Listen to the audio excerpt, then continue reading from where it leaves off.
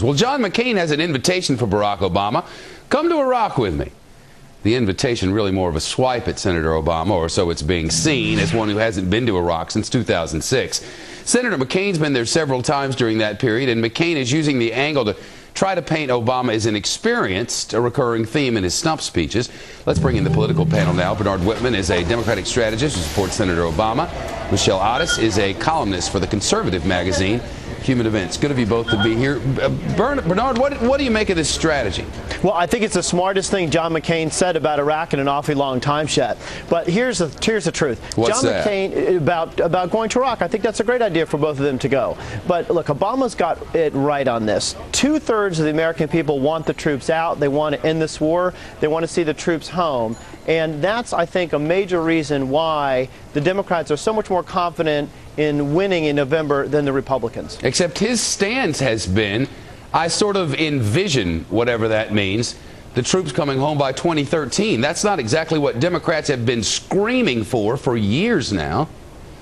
Well, look, we've got to be practical about this. No one is going to wave a magic wand and bring the troops home, but you can contrast John McCain with Barack Obama very clearly. John McCain has only recently been talking about bringing the troops home, and I think he's more known for wanting to keep them there for another 100 years. Bernard, I apologize for interrupting. And Michelle, as it turns out, Senator Obama is speaking on this matter live right now. Listen.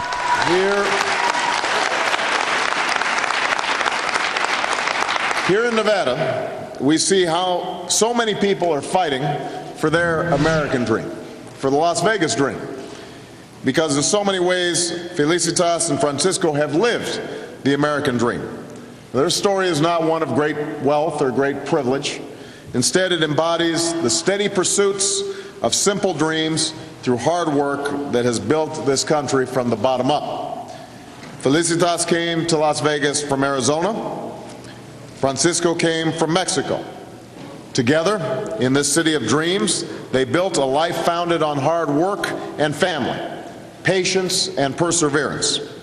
For 2 decades, they raised 4 daughters on a modest but dependable wage, thanks in part to their ability to join with other workers at the Culinary Union.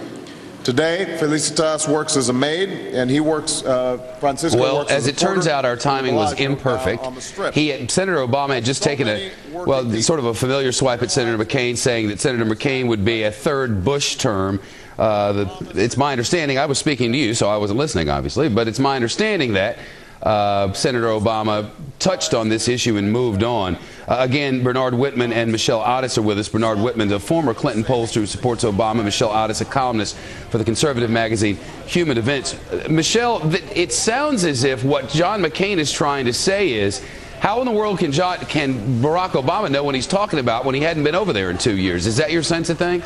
Exactly. I think in New Mexico this weekend, John McCain made a really great point by saying that if this were any other issue that we were talking about besides the war in Iraq and Barack Obama hadn't been involved in 2 years, why would we take anything he said seriously? His advice would be considered unreliable and unsound. So why is the Iraq war any different? Bernard, what about that?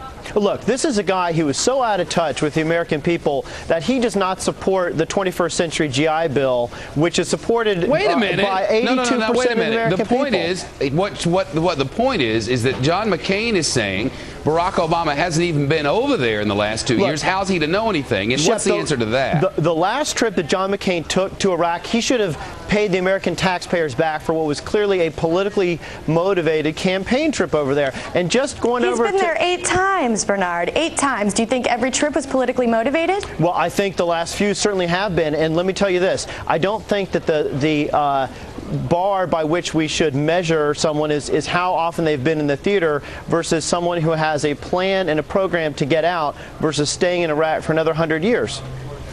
I think the 100 years line is getting a little old. We clearly know that John McCain, just as well as the others, clearly envisioned us leaving by at least, I think it was 2013 is what John McCain has said. So the 100 years talking point doesn't really hold up anymore. But I think that it's clear that Barack Obama is going to have to travel to Iraq. Whether or not he goes with John McCain would probably be bad for his campaign. Yeah, well, it'd be interesting. But if he's for post-partisan politics, maybe he should put his money where his mouth is. It'd be interesting to watch. Michelle Otis, Bernard Whitman, good of you both. We'll see what happens, and we'll let you know.